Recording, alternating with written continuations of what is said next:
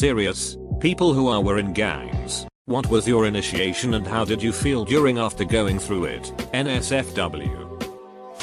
I let one guy copy off my test in middle school. Tall Mexican kid with gelled back hair.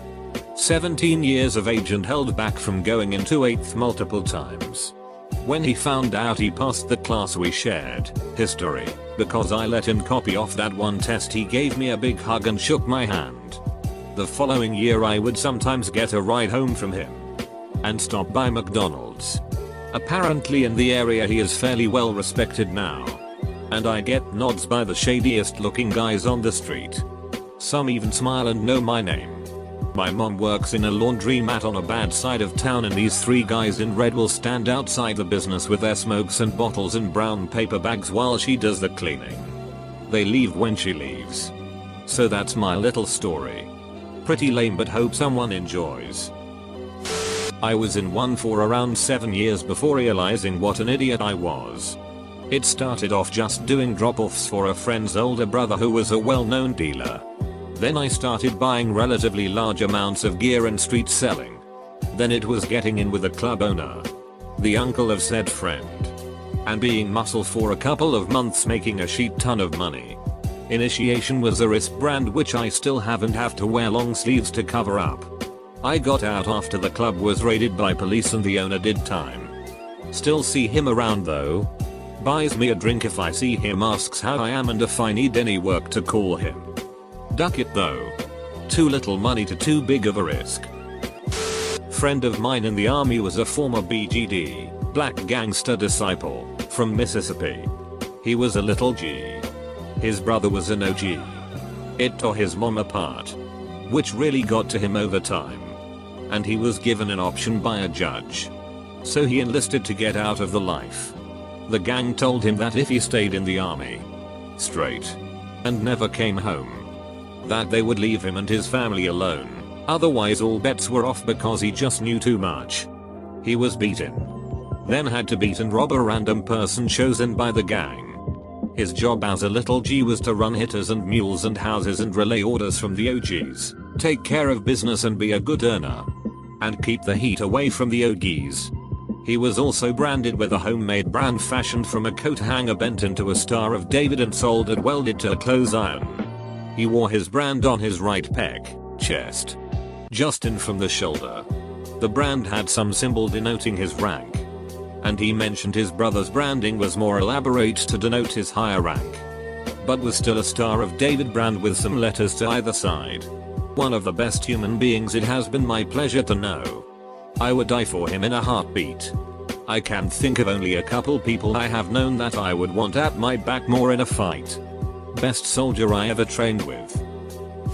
In 10th grade I was ducking stupid and wanted to join the local Crips for cheap weed and free beer.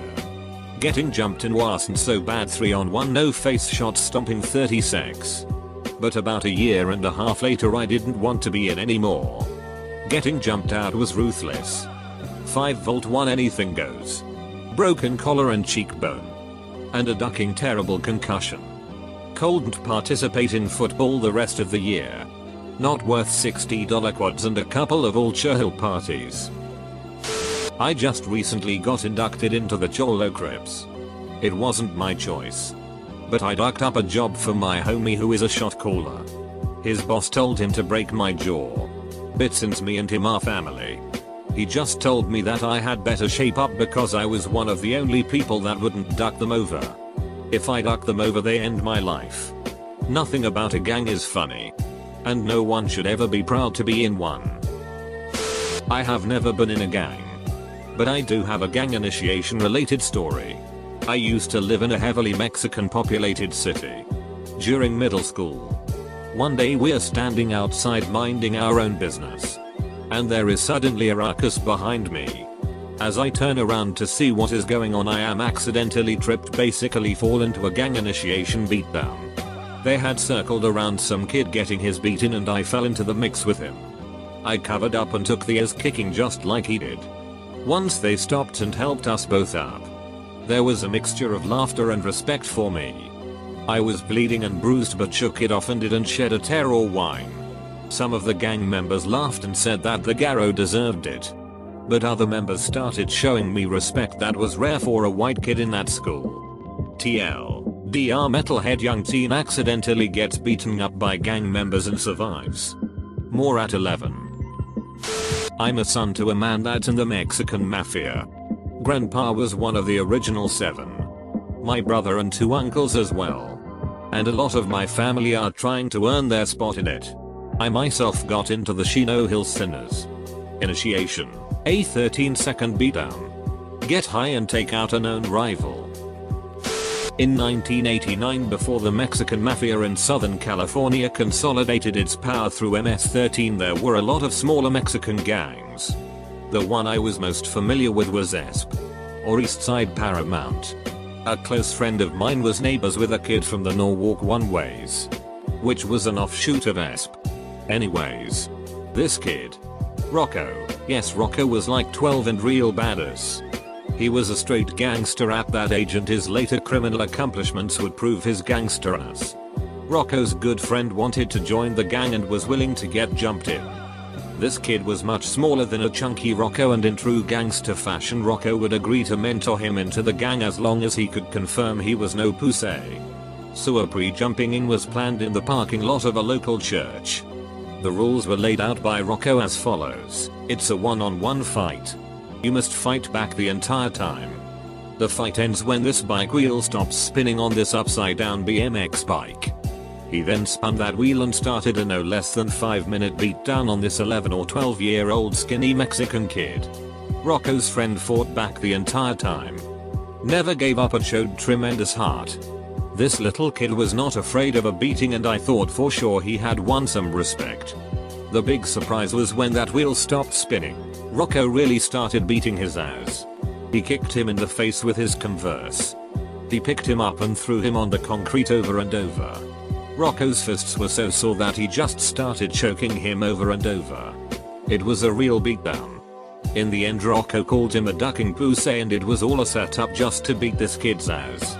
It was all real sad, and I think seeing this level of violence really gave me a pragmatic view of the world ever since. I was blessed in at age 10 due to my brother having high rank. He got his 3-point crown around age 20. I didn't really feel anything. My brother taught me the handshakes and how to stack for years. I used to fight all the time and had a cool reputation.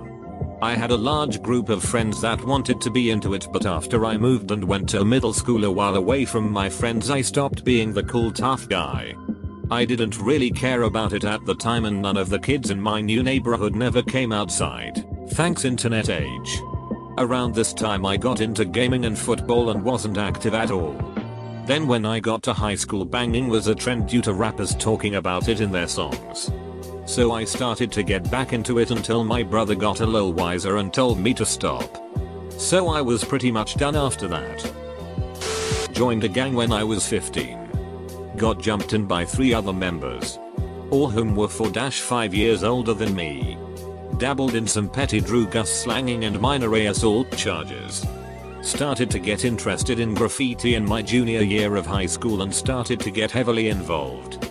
Painted every night from 3 AM till school started. Slept in all my classes and eventually dropped out. But then enrolled in a trade school after I obtained my GED. Started screen printing and got less involved with the gang and my friends. Learned how to design my graffiti on the computer. Went to art school away from home. And eventually graduated. My street friends were just happy to see me successful on a different path and actually supported me. Now work as a full-time graphic designer in another city and working on my own clothing brand. It was a tough and difficult learning experience. But my bumpy journey has made me a more humble and aware person. Well, I'm pretty ducking late. But I hope someone enjoys this. I grew up in a shitty part of Houston, Texas, and my mom was heavy into all kinds of drugs. My dad is.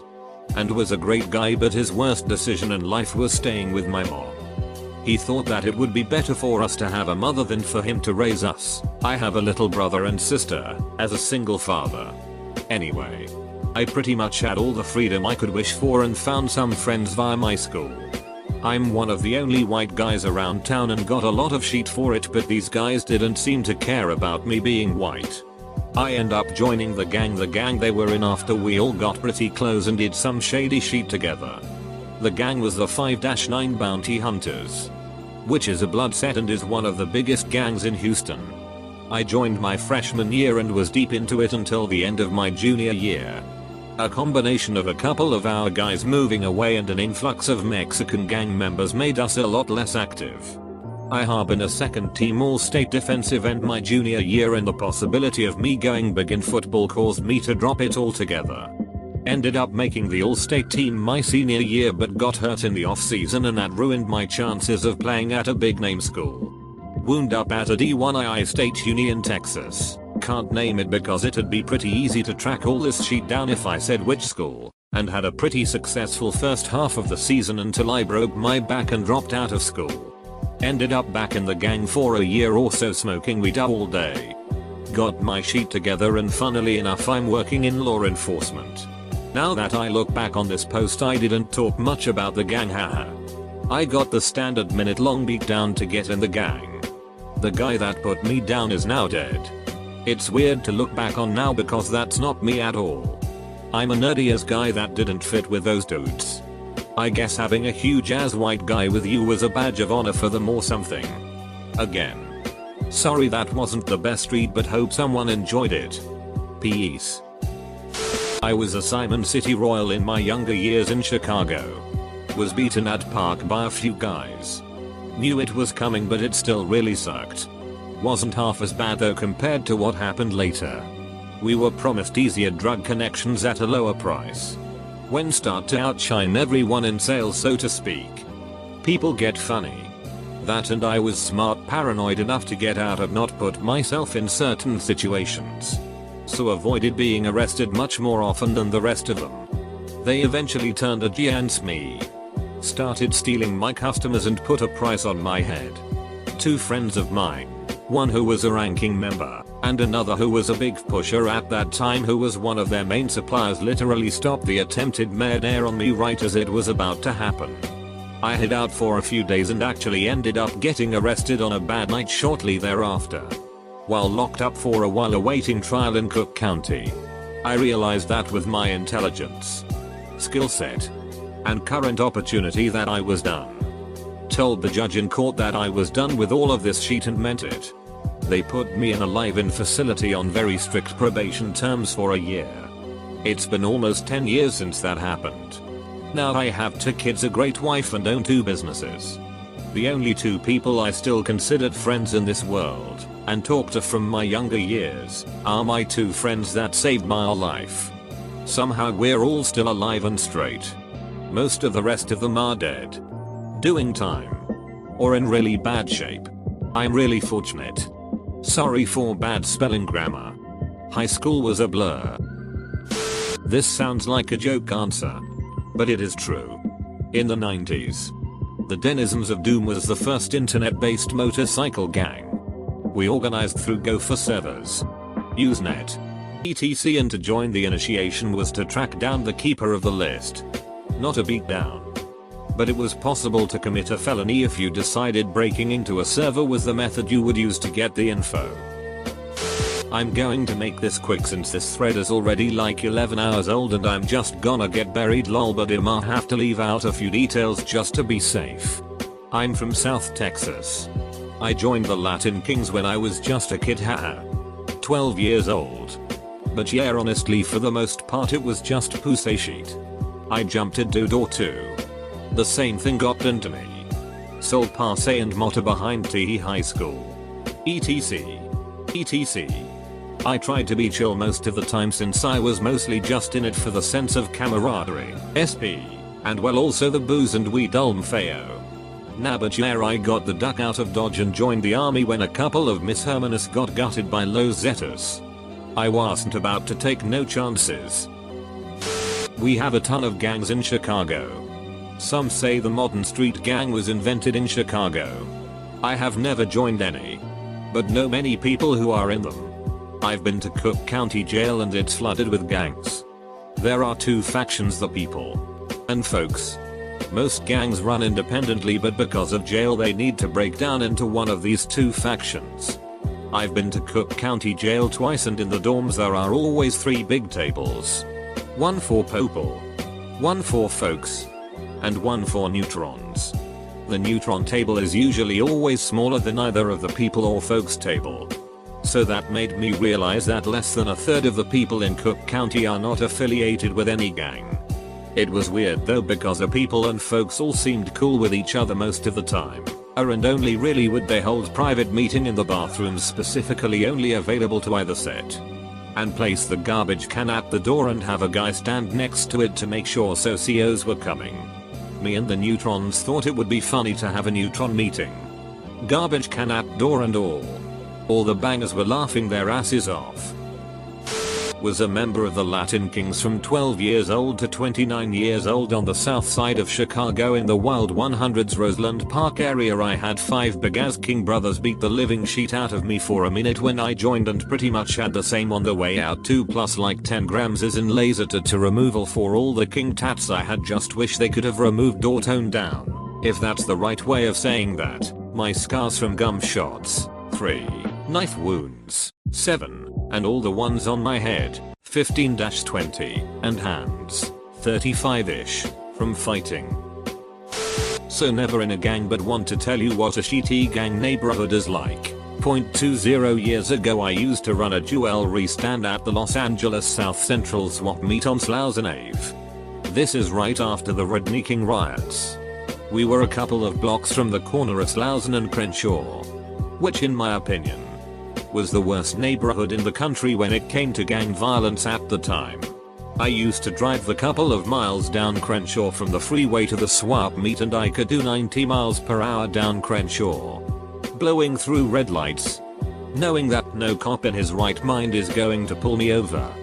Why? Cause he's not about to get out of his car. The cop cars were all riddled with bullet holes and they did not go anywhere unless there's at least 4 of them together. I once left work after dark and driving away, I saw 2 carloads of bangers pull up next to each other at a light right in front of me. They all started shooting at each other from 5 feet away. I remember seeing the flashes and realized at least one of them had a submachine gun. Both cars slowed and crashed and no one got out. I stopped half a block behind them and waited, but the police never came. I eventually just turned around and found a different route to the freeway. I hated selling luxury items in the hood, but it was a living at a desperate time of my life. Complete shit business, and I'm so glad to be living in the burbs now. 20 years later. Throwaway time. I was in what was, I guess, more of a crew that eventually turned into a gang, then split and became multiple gangs. There wasn't so much of an initiation when we formed as well. It was just us forming a crew to sell Drew Gus.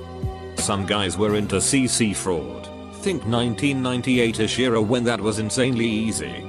And some of the other guys were involved with theft. Like big theft, not stealing cheese from Walmart. Mainly we all kind of came up together, so we knew who was down and who wasn't. It was not really about street rep or anything. More just making money. You more or less earned your way in by doing dirt. This was at the start of it. You moved Drew Gus. A lot of them. And people knew you were in. Like I said, we all knew each other. There were evil guys and idiots who tried to be jackers and ended up burning all their relationships and fading away. But most of us all worked together. Setting up drug lines. Getting organized. Having people run those lines. After a while the structure got much bigger and much more complex. PGP phones. Establishing direct connections with importers. Chemists. Smugglers. Mules. Connections in other cities. And all of the people in on it were known and trusted. If you didn't know someone from a way back, you simply weren't trusted to do anything more than work for the gang. Never in it. You could have made your way into it over time. But this gang was just a big crew of people making money. It wasn't until later on it split into multiple factions that people put a name to each faction. Thing is, it was only about making money. That was it. The only reason a name was put on it was of the split and people jumping sides. There was never a beat down to get in. You were either trusted or not. Later on the newer guys had to work lines. Basically be the guys taking the risk. Or hitters. etc. The crew gang grew organically with younger siblings, their friends, etc. Once big money became involved, the violence came. Then the wars broke out. Then everyone figured it was retarded and police activity and investigations were bad for business. So it died down. It still happens. But it's now back to the 100% making money business. I caught some serious charges roughly 5 years into it and left. Cleaned up my life and paid my debt to society. I never really had to worry about enemies. I didn't have any. I was in it for money. Saying that, there were many deaths once things got split up. I've been shot at just for being with people. And I'm lucky I got out alive. I told everyone I'm out. And that was that. They were cool with it. I still see them around time to time. And we chat. etc. But that's it. I don't know what they are doing now. Nor do I care to. These kind of gangs aren't street gangs. Street gangs work for these kinda of gangs. Taking all the risk. Doing all the stupid jump-ins. etc. I now work a boring office job. And I'm just another giblo in a suit going to work on the train every morning.